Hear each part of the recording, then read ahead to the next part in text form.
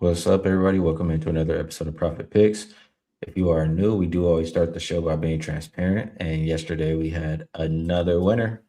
Fever team total over 92 and a half. Got there pretty easy. And yeah, things just keep going in the right direction. Vino, I'm pretty sure you should have had a winner yesterday too. Good to be back with you as well.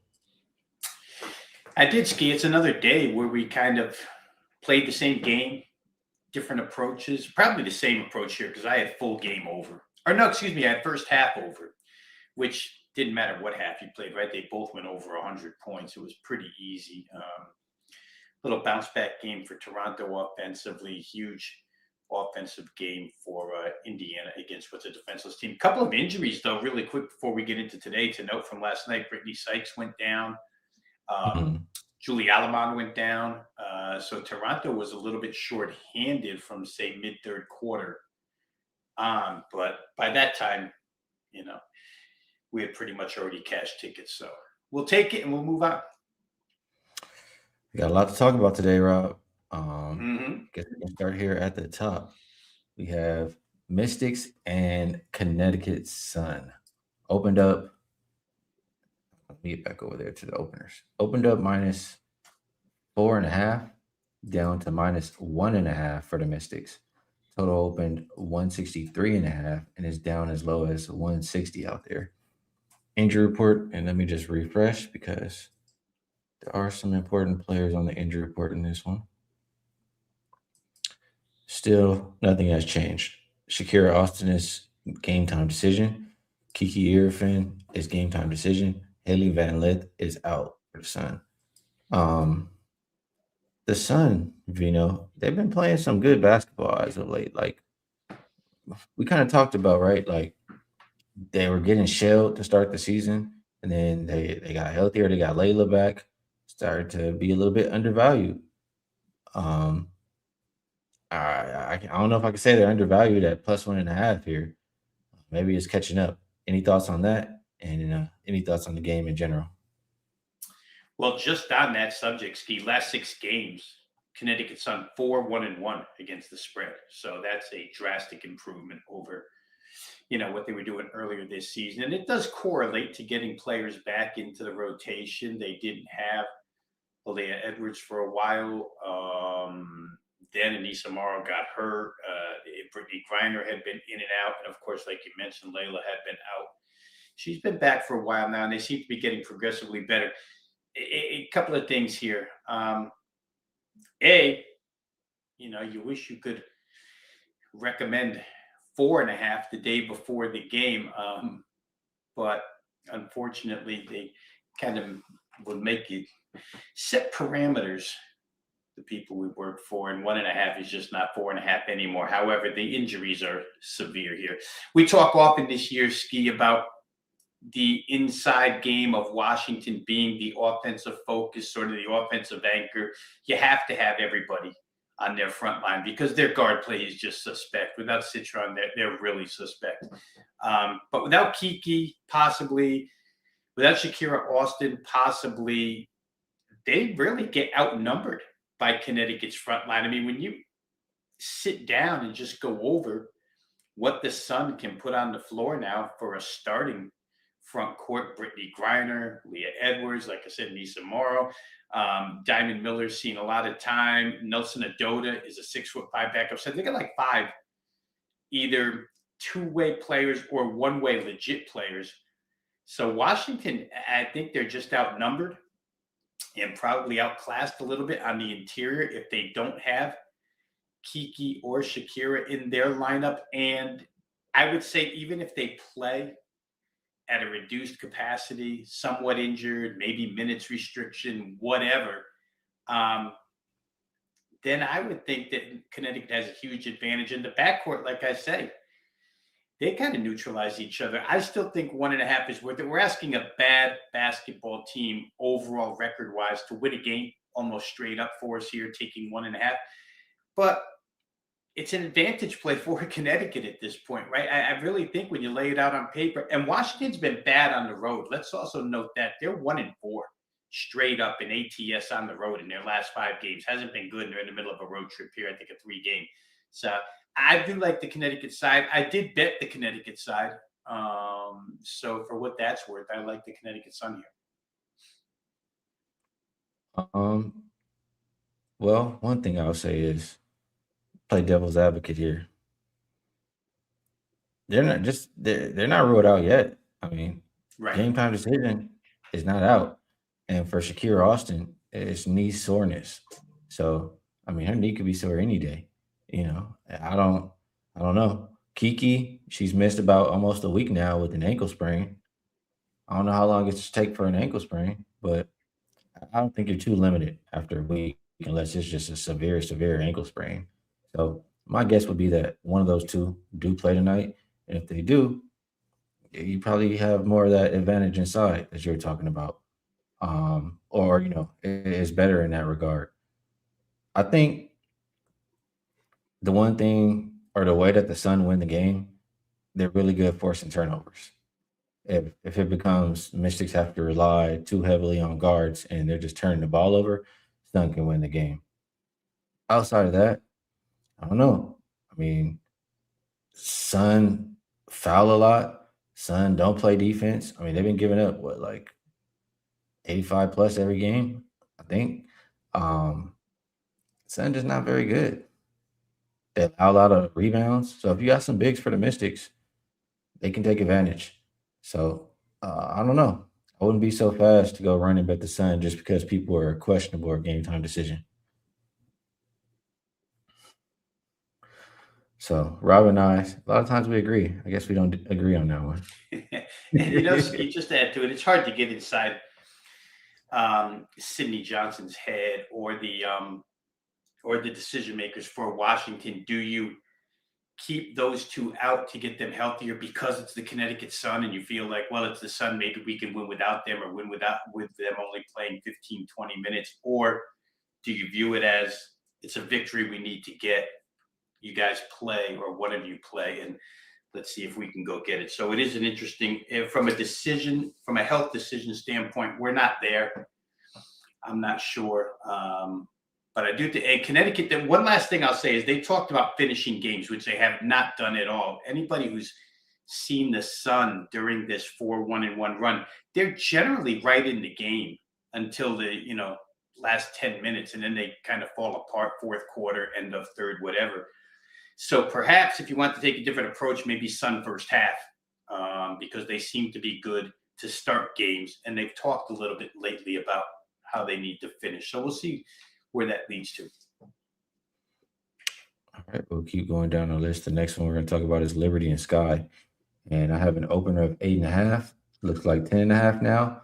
Total sticking right around the opener. As far as injuries, Benijah Laney, Hamilton game time decision. No Dejanay, no Sloop for Chicago. Chicago, um, they've had a while off now. What is this, like 5 or 6 days they've had off?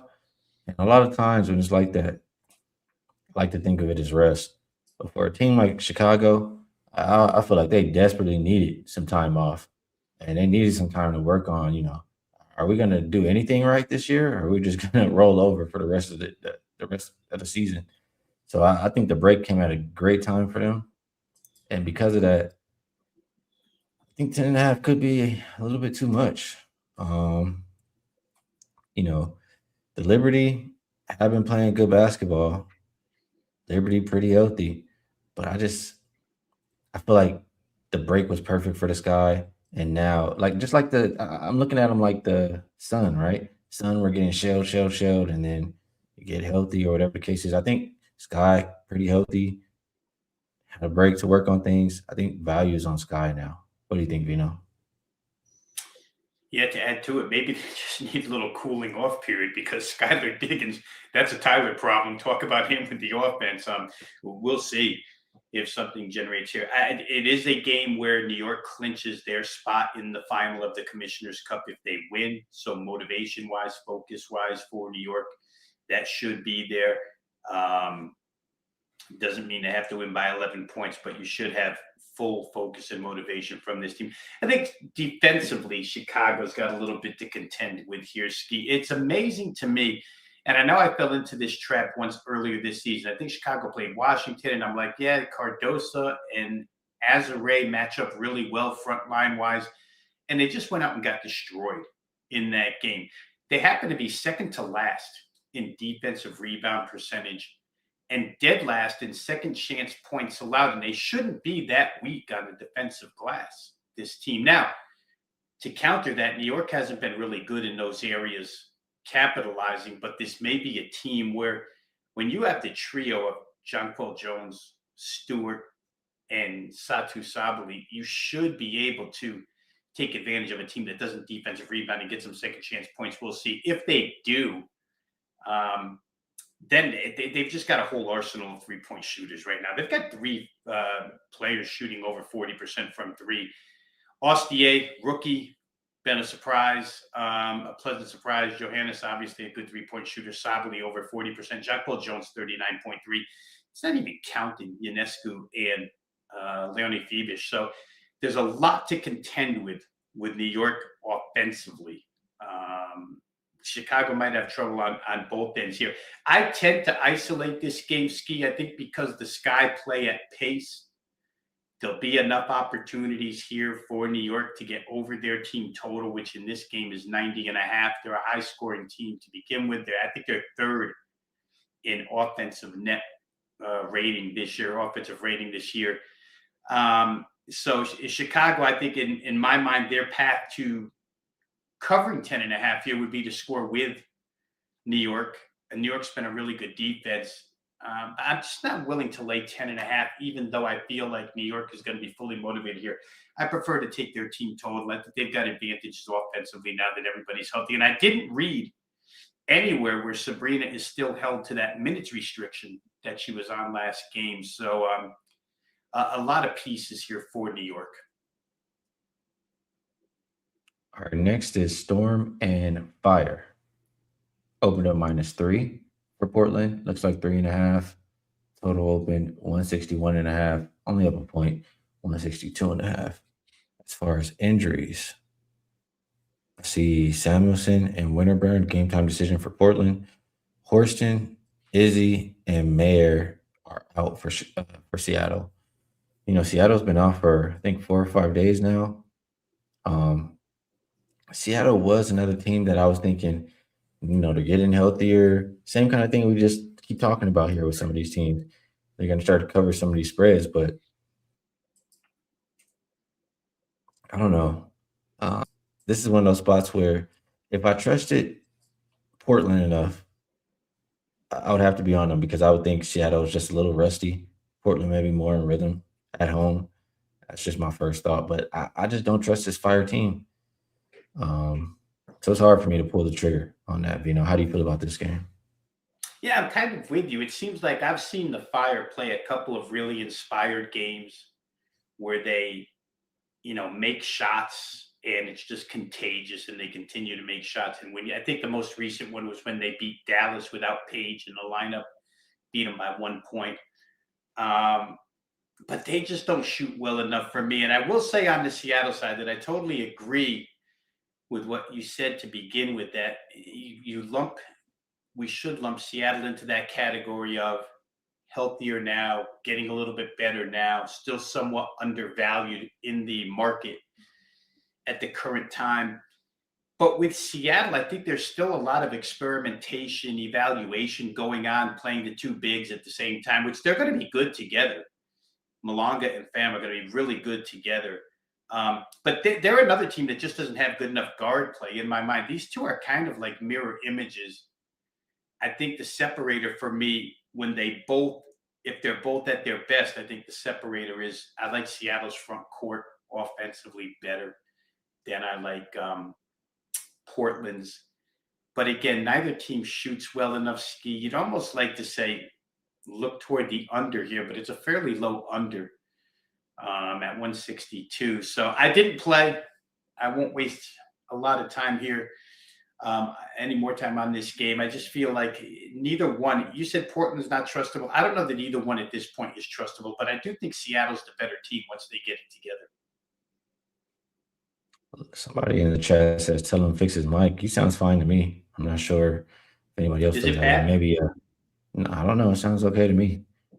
So maybe he just needs to adjust the audio, or nobody else has said anything. So we'll keep going. Next, we'll talk about Lynx and Sparks, and open up 5.5 for Minnesota. Looks like 9.5 total. Not a whole lot of movement. This one, you did have Kelsey Plum game time decision. You've had Cam Brink rolled out, and nobody on the injury report for the Lynx. I do have an opinion on this game, Vino, but I'm curious. I'm curious what yours is first. Well, my opinion, I was sorry, Skee, I was just looking at the settings here. Everything seems to be in place. Um, my opinion is I don't want to bet against Minnesota. And even though this price tag has climbed tremendously once the Kelsey Plum news got out, I still don't want to bet against Minnesota. Listen, offensively, Olivia Miles is earning respect from the entire league faster than any rookie. And I've only you've been covering it a lot longer than I have.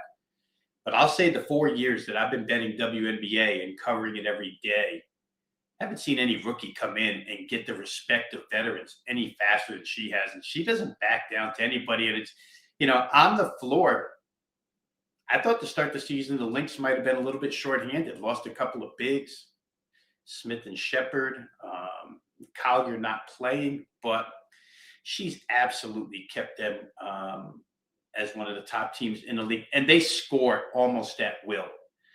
I was almost ready to pull the trigger on team total over here for Minnesota because Los Angeles, listen, we talked about this last week. Was that defensive game out of the Sparks a mirage, or are they going to play better defense? And you know what? It turned out to be a mirage.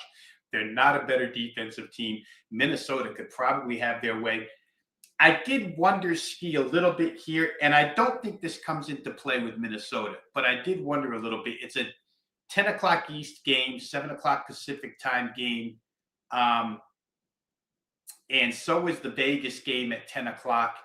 And I believe Dallas as well. Those three teams, it could fall where all three teams tie.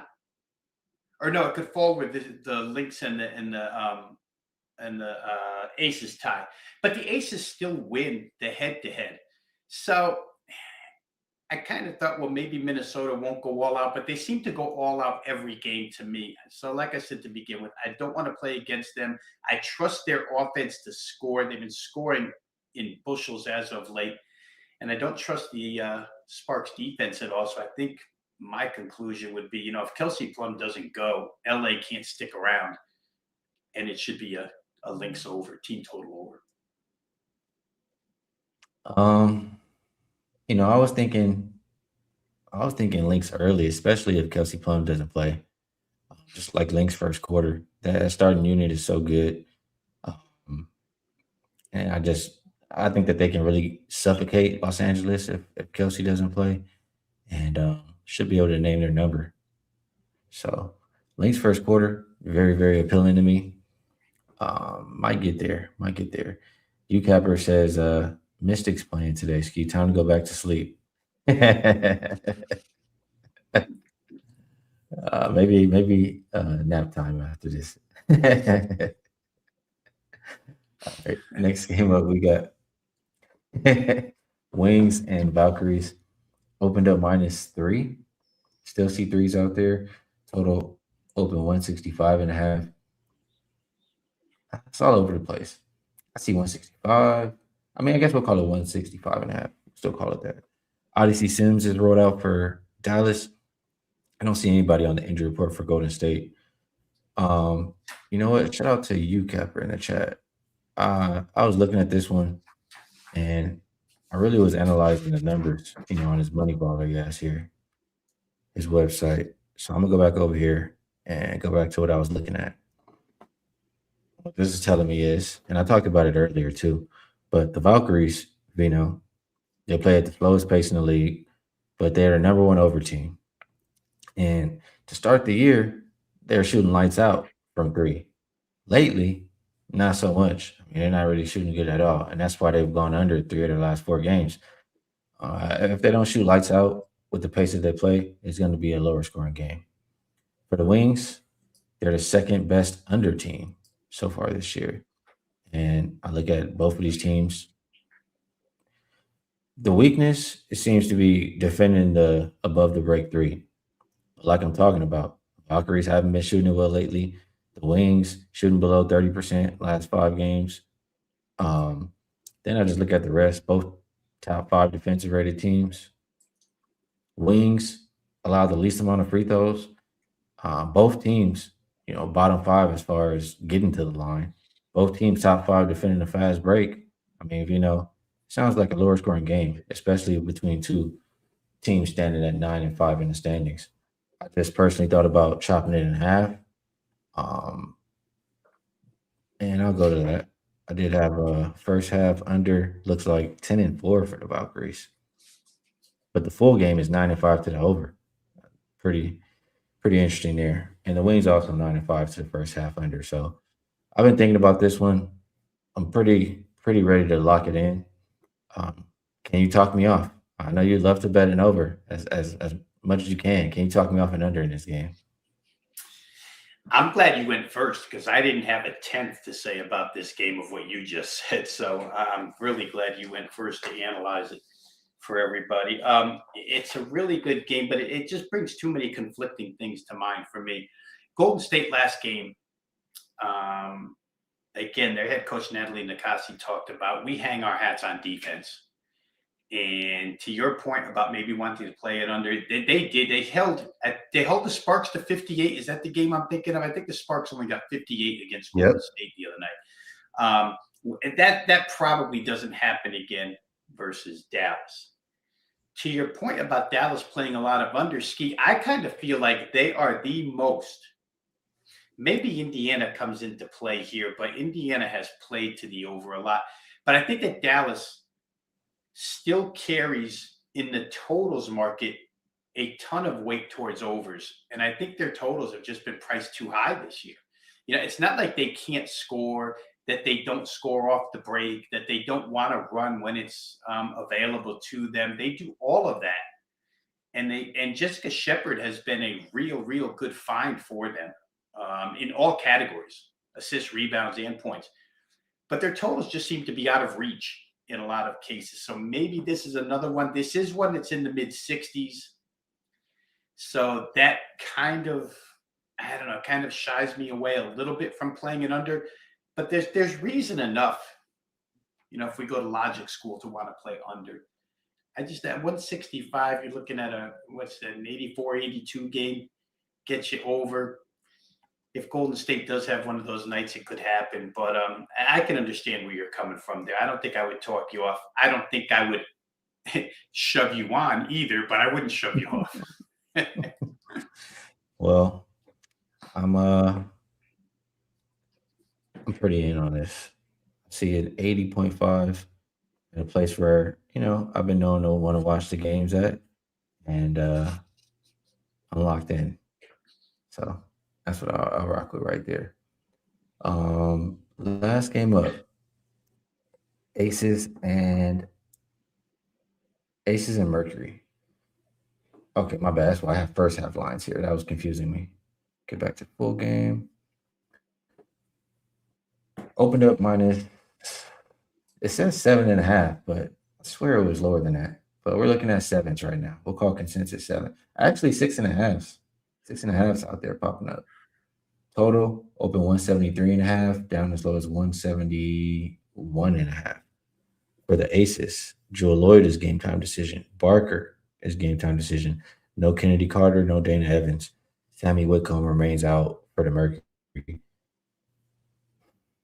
This is another one of those games the Aces need to win, right? To go to the Cup final. They hold the tiebreaker. They just need to win. And then the Aces got embarrassed last game. I mean, what did Becky say? They didn't do anything. They didn't stop. Didn't play any defense. Pretty much is what she said. And the Aces have been known to respond after embarrassing losses. So it does make me want to back them. Also considered first half. Something just doesn't feel I don't know. Something is just holding me back here, Vino. Any thoughts from you on Aces and Mercury?